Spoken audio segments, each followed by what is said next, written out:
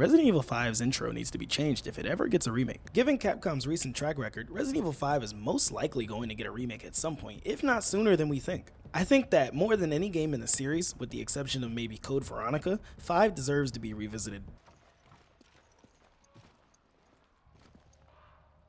Sweet Jesus.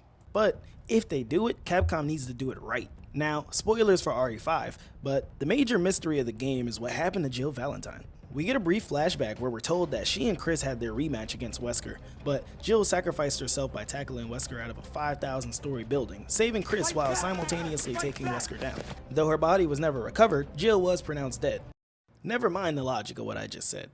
Despite the mission being considered a success, the loss of his longtime partner left Chris in a state where he had difficulty trusting anyone as much as he trusted Jill. In RE5, Chris has no problem with reminding everyone that he would much rather work alone, which is supposed to make his pairing with his new partner, Sheva, kickstart his character arc. The problem is that while it may matter to Chris, it doesn't matter to the player. Chris lost his partner, but we as the player never experienced that ourselves, so we aren't going through the same emotions as our protagonist. We never struggled with trusting Sheva or struggling to see her as a valid replacement for Jill, so at the end of the game when it seems like Chris is about to lose another partner, it doesn't really matter because the relationship hasn't been built up. Secondly, for longtime RE fans, it was extremely hard to believe that the series would just kill off its first protagonist in a flashback faster than you can say bounce that ass. And to absolutely no one's surprise, Jill was still alive, which everyone should have assumed since her body was never found.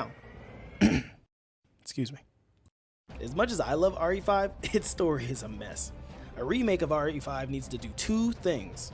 First, take the Lost in Nightmares DLC, where you play out the events leading up to and concluding with Jill's death, and make that the beginning of the game. That way, the players get used to having Jill as a partner before taking her away from us with her heroic sacrifice. So, when it seems like Chris is actually having difficulty accepting Sheva, we understand and empathize a lot more. For newer fans who maybe only played the remakes will recognize Jill from Remake, and they will be fairly surprised with her return and subsequent death. This change also has the added benefit of giving us that classic RE horror feel, which is drastically missing from 5. And we get that for a bit before throwing us into the absolutely ridiculous action that is the base game.